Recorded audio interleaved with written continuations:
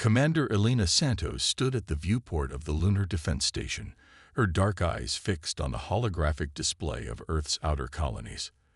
37 red dots pulsed against the black backdrop of space. 37 colonies gone silent in the past week. She pressed her hand against the cool glass, remembering the last transmission from New Eden Colony, where her daughter Maya was visiting her grandparents.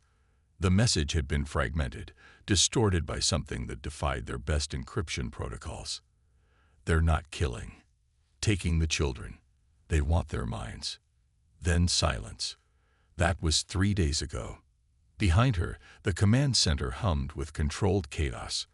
Analysts rushed between stations, their voices a symphony of technical jargon, and barely contained panic. The Vastracs had appeared from nowhere, their ships like crystalline sculptures that bent both light and reason. They weren't like anything humanity had encountered in its 2 centuries of space exploration. "Commander," Lieutenant Chen's voice cut through her thoughts. "We've decoded more of the New Eden transmission. You need to see this." Elena turned from the viewport, her movements deliberate, masking the storm of emotions beneath her professional exterior. Chen's holographic display showed a scene that made her blood run cold. The Vastracs weren't destroying the colonies. They were harvesting them. Specifically, the children. The footage showed creatures that moved like liquid mercury, their forms shifting between crystalline geometric patterns and fluid motion.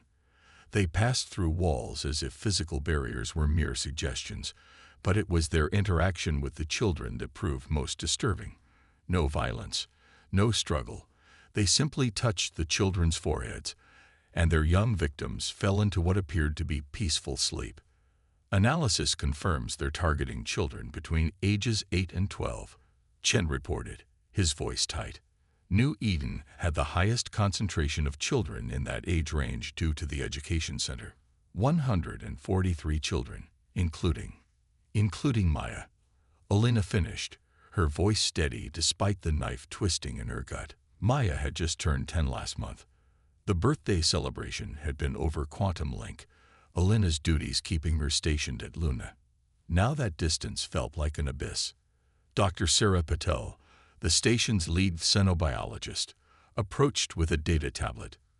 "Commander, we've identified why they're targeting children." She swiped through neural scans, her dark fingers trembling slightly. Human children in this age range exhibit unique neural patterns. Their brains are in a state of peak creativity and adaptability, forming connections in ways that adult brains simply can't match. Elena studied the scans, years of military training helping her process the information despite her personal stake. They're harvesting creativity. More than that, Sarah continued. The Vastrak ships. They're not just vehicles. Based on our readings, they're vast neural networks, incredibly advanced. But, she paused, choosing her words carefully, rigid, perfect, but without innovation, without imagination. The implications hit Elena like a physical blow. An ancient species, so advanced they'd perfected themselves into stagnation. They'd evolved past the chaotic beauty of creativity, of imagination. And now they wanted it back. They were harvesting humanity's children not to destroy them, but to steal what their own evolution had cost them. "Commander," Chen interrupted, his voice urgent. "Deep space sensors are picking up quantum disturbances. The Vastrax fleet, they're not just hitting colonies anymore. They're heading for Earth." Elena's mind raced through scenarios, each more desperate than the last. Earth's defenses were formidable, but the Vastrax had already proved conventional weapons were useless against them. They needed something unexpected, something that could match the aliens' technological superiority with humanity's raw creative potential. "Dr. Patel," Elena turned to the xenobiologist, "you said their ships are neural networks. Could we interface with them?" Sarah's eyes widened as she caught Elena's implications. Theoretically, yes, but it would require a neural pattern they could recognize. A child's mind, but weaponized somehow. The risks would be. "Patch me through to Project Prometheus," Elena commanded, cutting her off. Project Prometheus was humanity's most classified research initiative, dedicated to pushing the boundaries of human consciousness. Alina had opposed its development, arguing that some lines shouldn't be crossed. Now those lines might be humanity's last hope. As the quantum link established, Alina felt the weight of command pressing down on her shoulders. She was about to propose something that went against every maternal instinct she possessed. But as she looked at the red dots on the display, each representing thousands of lost children, she knew they were out of options. The face that appeared on the quantum link was familiar. Dr. Marcus Way, Project Prometheus's lead researcher. His eyes registered surprise at seeing Alina, quickly replaced by understanding. "You're thinking about the neural bridge," he said. It wasn't a question. "How soon can you have it ready?" Marcus's expression grew grave. "Alina, the neural bridge was theoretical. We never meant to actually." "They have Maya." Alina cut him off, her voice carrying the weight of both a commander and a mother. "And they're coming for Earth. We need a way to fight them on their terms, inside their own neural networks. The bridge is the only way." The silence that followed was heavy with understanding. The neural bridge was designed to translate human consciousness into quantum data, allowing direct interface with advanced AI systems. But using it on a child's mind, preserving the very creativity the Vastrax sought while weaponizing it against them, the ethical implications were staggering. "Even if we could make it work," Marcus said slowly, "the process would be irreversible. The child's consciousness would be translated into pure data. They would become something else entirely." Alina closed her eyes, seeing Maya's face in her mind. Her daughter's laugh, her endless questions about the universe, her drawings of impossible spacecraft that defied conventional engineering. The very creativity that made her special was what the Vastrax wanted, and what might save humanity. "How long until the Vastrax reach Earth?" she asked Chen. "At current velocity, 72 hours. Alina opened her eyes, her decision made. "Dr. Wei, you have 48 hours to get the neural bridge operational. I'm coming to the facility." She paused, the next words catching in her throat. "And I'm bringing my daughter with me." The command center fell silent, every eye turning to their commander. They all knew what she was proposing. A mother offering her own child as humanity's last hope. But in Alina's mind, she wasn't just fighting for Earth anymore. She was fighting for every parent who had watched their child vanish into the Vastrax ships, for every young mind that deserved the chance to grow, dream, and create. As she strode toward the quantum transport bay, Alina remembered Maya's last birthday wish. "I want to do something that matters, Mom. Something that helps everyone." Alina prayed that when this was over, her daughter would understand that she had done exactly that, even if the price was higher than anyone should have to pay. The Prometheus facility carved deep into the Rocky Mountains, its quantum-reinforced walls hiding humanity's most ambitious secrets. Alina stood in the observation chamber, watching through polarized glass as Dr. Wei's team prepared the neural bridge. The device looked deceptively simple, a crystalline chamber filled with quantum-suspended particles that shimmered like stardust. Maya sat beside her, small fingers tracing patterns on the armrest of her chair. She hadn't said much since Alina had retrieved her from New Eden, just hours before the Vastrax arrived. The rescue had been too close. Alina had seen the alien ships descending as their shuttle broke atmosphere, their crystalline forms casting prismatic shadows across the colony's dome. "Mom." Maya's voice was quiet but steady. "Those aliens, they're lonely, aren't they?" Alina turned to her daughter, struck by the insight. "What makes you say that?" "Their ships look like perfect crystals, but crystals don't grow anymore once they're perfect." Maya continued drawing invisible patterns. "Maybe they forgot how to change, how to make new things. That's why they want us." Dr. Sarah Paddle entered the observation chamber, carrying holographic readouts of Maya's neural scans. The xenobiologist had insisted on accompanying them from the lunar station, her expertise in both alien biology and human neuroscience proving invaluable. "She's right," Sarah said, bringing up a complex display of neural patterns. "Look at this." The Vastrax ships we've managed to scan show incredibly complex, but utterly static neural architectures. Compare that to Maya's scan.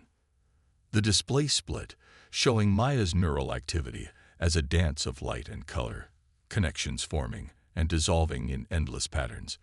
Where the Vastrax neural structure was like a perfect crystal lattice, Maya's mind was a living galaxy of possibilities. This is why they want children, Sarah explained. Adult human brains are more fixed, but children's minds. She gestured to the swirling patterns. They're pure potential. Every thought creates new neural pathways. Every dream reshapes their understanding of reality. Dr. Wei joined them, his usual confident demeanor tempered by the weight of what they were about to attempt. The neural bridge is ready for initial testing. But Alina, you need to understand what this means. We're not just copying Maya's consciousness. We're translating it into a quantum state that can interface with the Vastrax neural networks. Will it hurt? Maya asked, her voice smaller but still curious. Marcus knelt beside her chair, his face gentle. No, little one. It will feel like falling asleep and dreaming the biggest dream of your life. But he looked up at Alina, his eyes conveying what he couldn't say in front of Maya. But I won't wake up the same, Maya finished. The adults in the room stared at her, surprised by her understanding. It's okay. I saw what they did to my friends at school. Tommy and Sarah and all the others. They just took them, like they were collecting butterflies for a display. But butterflies are supposed to fly free. Alina felt her heart constrict. Her daughter had always been perceptive, but this level of understanding, of sacrifice, shouldn't have to come from a 10-year-old. The facility's warning systems suddenly blared to life. Lieutenant Chen's voice came through the quantum comm. Commander, the Vastrax fleet has accelerated. New arrival estimate, 36 hours. They've already breached the outer defense grid. Alina looked at Dr. Wei. How long do you need? For full integration, 20 hours minimum. But Alina, he hesitated. Once we start, there's no stopping the process. The changes will be permanent. Maya stood up, her small frame somehow filling the room with determination. Mom, remember when you told me about the first space explorers? How they went into the dark not knowing if they'd come back, but they went anyway because everyone needed them to. Alina nodded, unable to speak. I think this is like that. But instead of going up into space, I'm going into something bigger, and maybe, Maya's voice took on a tone of wonder, maybe I can show the Vastrax how to dream again.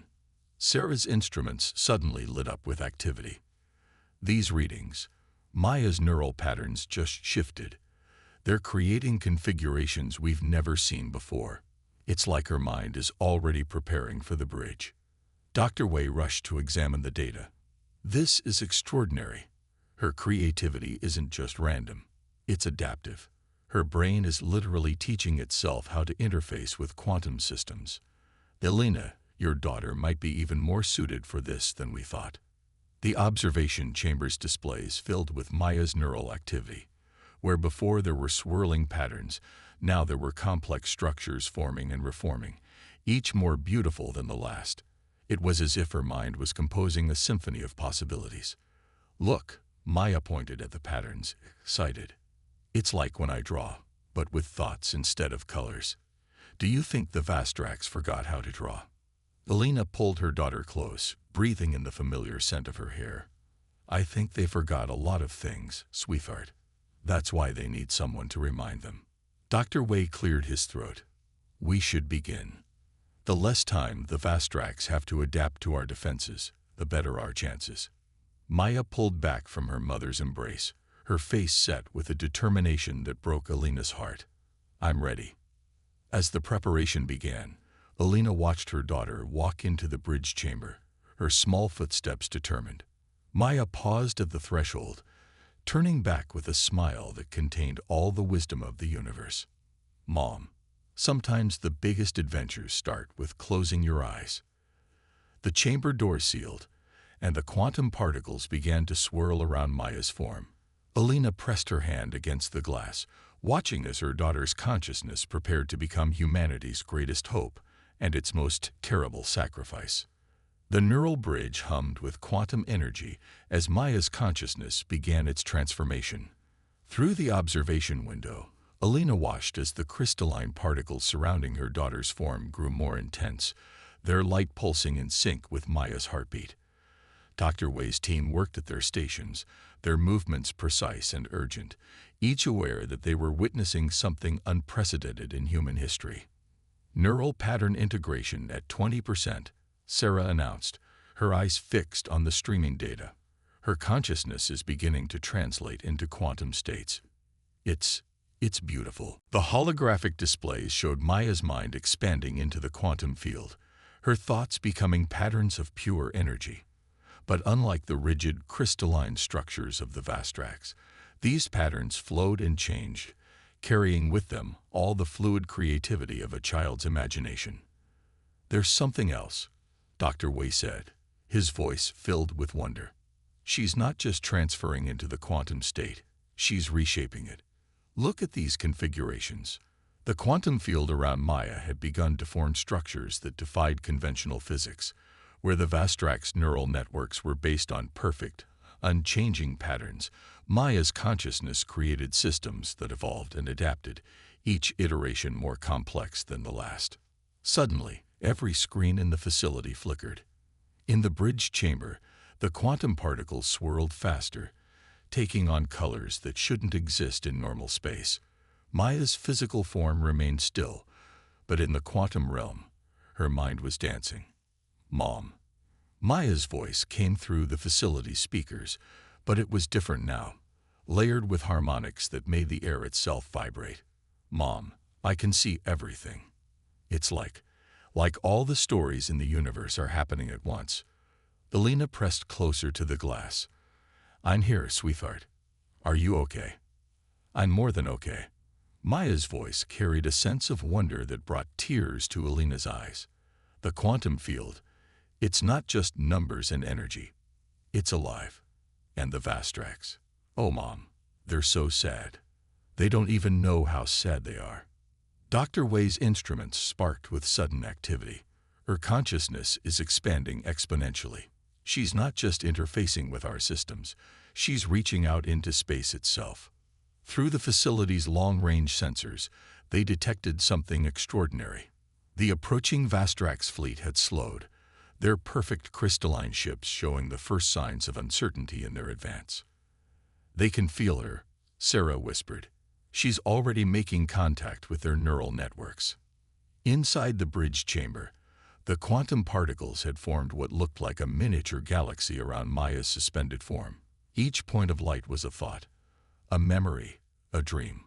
All the beautiful chaos of a child's mind translated into pure energy. "Integration at 60%, a technician called out. "Her neural patterns are stabilizing in quantum space." Alina felt a familiar presence brush against her mind. Maya, but expanded, transformed. Her daughter's consciousness reached out not with words, but with pure emotion, love, courage, and a deep understanding that went beyond language. "Commander," Lieutenant Chen's voice cut through the moment. "The Vastrax fleet has changed formation. They're trying to establish communication." On the main display, the alien ships had arranged themselves in a pattern that mimicked the quantum structures forming around Maya. It was as if they were attempting to speak in the only language they still remembered, pure mathematics. "Let me talk to them." Maya's voice resonated through the facility systems.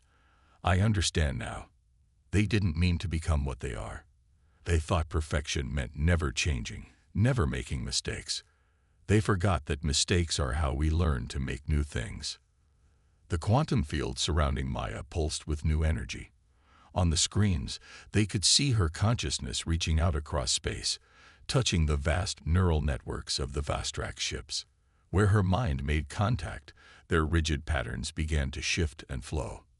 "Neural integration at 80%, Sarah reported, her voice shaking. "She's not just surviving the process, she's transcending it." Through the facility's sensors, They watched as the first Vastrax ship's crystalline structure began to change. Colors that had been locked in perfect patterns for millennia started to swirl and blend. It was as if the ship itself was learning to dream again. "They're so surprised." Maya's voice carried a child's laughter, but it echoed with the wisdom of ages. "They forgot what it feels like to imagine something new. Watch." The quantum field erupted with creativity. Maya's consciousness painted across space itself, showing the Vastrax what they had lost.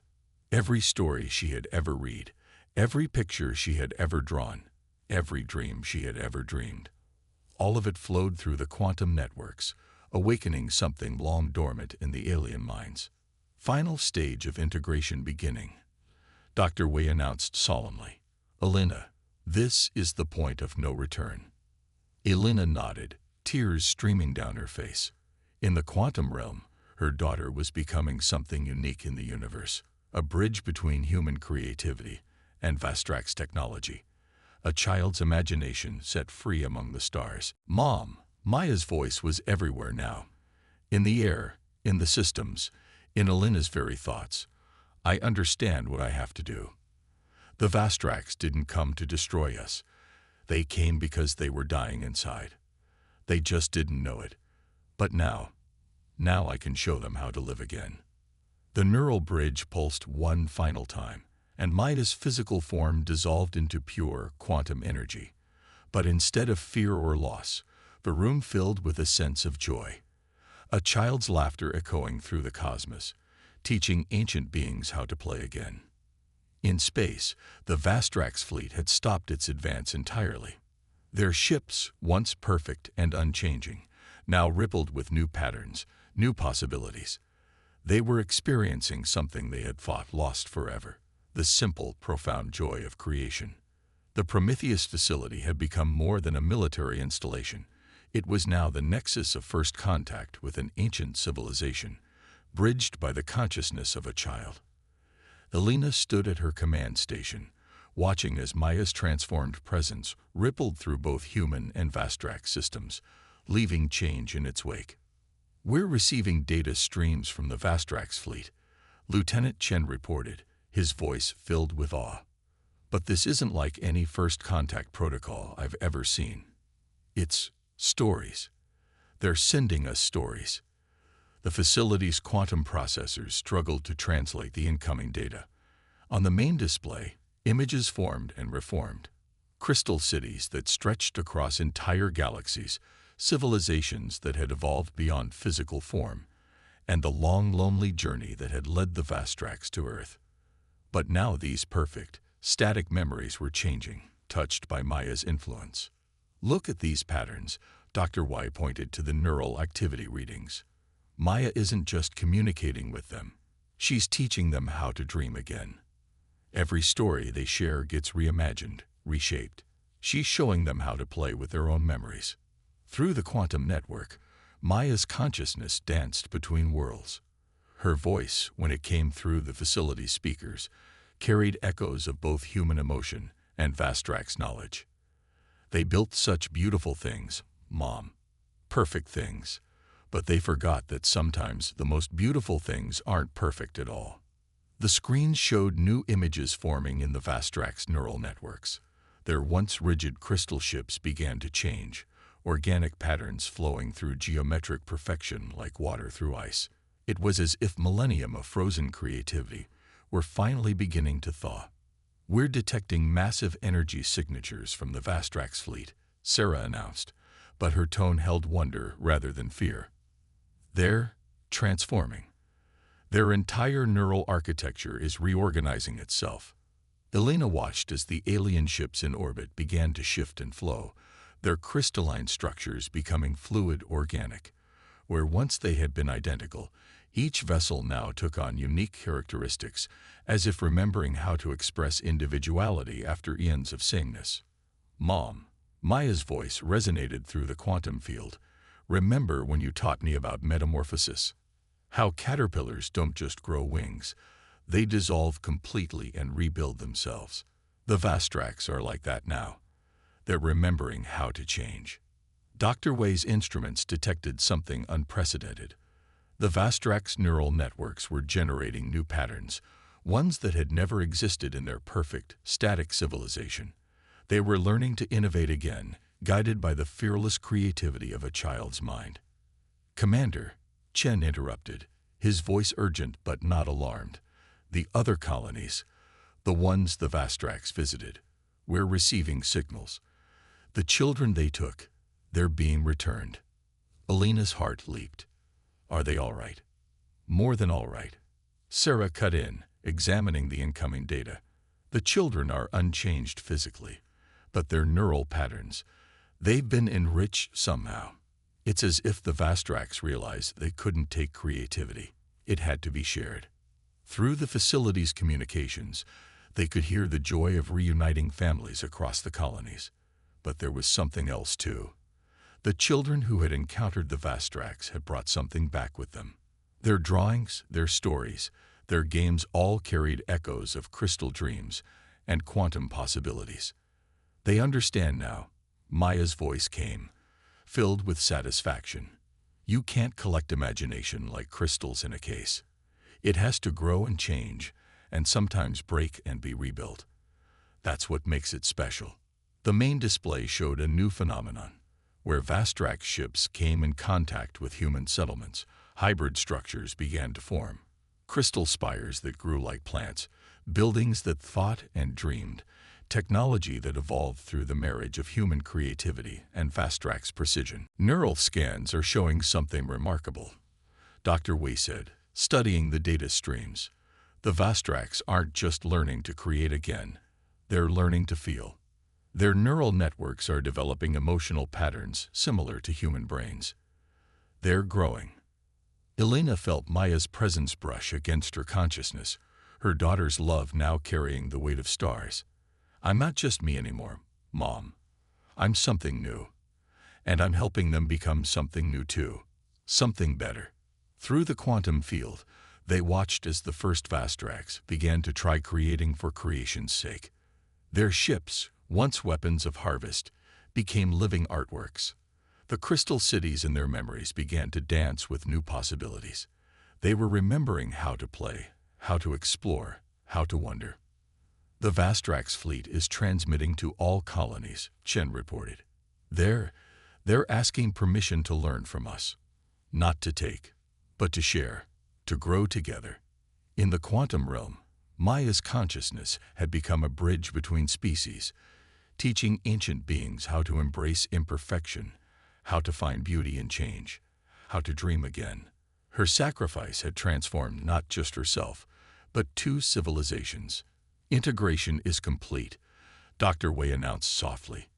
"Maya's consciousness is fully merged with the quantum field. She's everywhere now, in our systems, in theirs, in the space between." Elena placed her hand on the quantum interface, feeling her daughter's presence ripple through the technology. Maya was gone, and yet more present than ever. A child's imagination set free among the stars, teaching both humanity and the Vastrax that the greatest adventures come not from achieving perfection, but from the endless joy of creating something new. 5 years after the day humanity met the Vastrax, Elena Santos stood before a structure that defied conventional physics. The integration spire rose from the Rocky Mountains like a living crystal, its surface constantly shifting with patterns that told stories in light and shadow. It had grown where the Prometheus facility once stood, a permanent bridge between two civilizations, and a memorial to the child who had changed everything. "The children are ready for today's sharing, Commander," Sarah Patel said, now director of the Human Vastrax Cultural Exchange. The years had added silver to her hair, but her eyes still held the wonder of first discovery. Inside the spire's main chamber, human children sat in circles with crystalline forms that pulsed with gentle light. Young Vastrax, who had chosen to adopt physical forms specifically for these interactions. They were sharing dreams, stories, and impossible ideas, each mind enriching the other. "Watch this," a young boy said to his Vastrax companion, closing his eyes in concentration. The quantum field around them shimmered, and a dragon made of living crystal soared through the chamber, its wings leaving trails of stardust. The Vastrax child responded by transforming the dragon's scales into tiny universes, each one containing worlds born from their combined imagination. The other children gasped in delight, their own creative energies adding to the display until the chamber filled with wonders that could never have existed before their civilizations met. "They're getting better at this," Dr. Wee observed, his aging face lit by the quantum displays. "Each generation of Vastrax shows more emotional development, more creative capacity. And our children, they're achieving things we never thought possible." Elena touched the quantum interface panel, feeling the familiar presence that permeated all such technology now. Maya was everywhere and nowhere. Her consciousness expanded across both civilizations' networks. Sometimes she manifested in displays of pure creativity, teaching Vastrax children how to play or helping human scientists imagine new possibilities. Other times, she was a quiet whisper in the quantum field, a reminder that the universe was more wonderful and strange than anyone had imagined. "Mom," Maya's voice came through the quantum field, still carrying the joy of a child, but now layered with the wisdom of two civilizations. "Remember when I used to ask why the stars twinkled? Now I help make new ones." Through the spire's observation windows, Elena watched as a Vastrax ship descended from orbit. Unlike the perfect crystalline forms of 5 years ago, it moved like a living artwork, its surface rippling with colors that shouldn't exist in normal space. The ship wasn't just transportation. It was an expression of joy, a celebration of the power to create and change. "The initiative is ready for review, Commander," Lieutenant Chen, now Ambassador Chen, announced. The Stellar Creative Initiative was humanity's most ambitious project yet, a joint human Vastrax program to seed new solar systems with hybrid technologies that could evolve and grow on their own. "Show me," Elena requested, and the chamber filled with holographic projections. The designs combined human intuition with Vastrax precision, creating something entirely new. Space stations that could think and feel, planets with crystalline biospheres that nurtured new forms of life, and at the heart of it all, schools where children of both species could learn to dream together. "They're proposing to name the first system Maya's Dream," Chen said softly. Elena felt tears in her eyes, but they were different from the one she had shed 5 years ago. These were tears of pride, of wonder, of gratitude for a sacrifice that had become a gift to two civilizations. Through the quantum field, Maya's consciousness brushed against her mother's mind, sharing images of impossible beauty, crystal gardens that grew in deep space, living ships that sang to the stars, and endless new forms of art and science, born from the marriage of human creativity and Vastrax precision. "The price of tomorrow," Elena whispered, remembering the choice they had made in the Prometheus facility. But what had seemed like an ending had become a beginning instead. "Not an ending at all, Mom." Maya's voice echoed through the chamber, making the crystalline structures resonate with her joy. "Every end is just a new way to start. The Vastrax learned it from us, and we learned from them that forever isn't about staying the same. It's about endless ways to change and grow." In the chamber below, a human child showed her Vastrax friend how to make their shared artwork imperfect, teaching the ancient species that beauty often lies in flaws. The Vastrax child, in turn, showed how to make those imperfections cascade into infinite new patterns of possibility. "Look," Maya's presence filled the chamber with warmth. "They're writing the next chapter together." Elena watched as human and Vastrax children created wonders together, their combined imagination reshaping reality itself. Her daughter's sacrifice hadn't just saved humanity. It had awakened something that had been sleeping in the universe for too long. The simple, profound joy of creating something new. The spire hummed with energy as Maya's consciousness danced through its quantum networks, a child's laughter echoing across the stars, teaching ancient beings and young dreamers alike that the greatest adventure wasn't in achieving perfection, but in the endless delight of trying something new. "Ready for another adventure, Mom?" Maya's voice carried all the wonder of the universe. "The children have so many new stories to tell." Elena smiled, touching the quantum interface one more time. In the end, her daughter hadn't really left. She had become something greater, a bridge between past and future, between perfection and possibility, between two civilizations learning to dream together. Outside the spire, crystal ships danced among the stars, their patterns ever-changing, ever-growing, carrying the greatest lesson a child could teach an ancient species, that tomorrow's greatest price isn't in what we lose, but in what we dare to create together.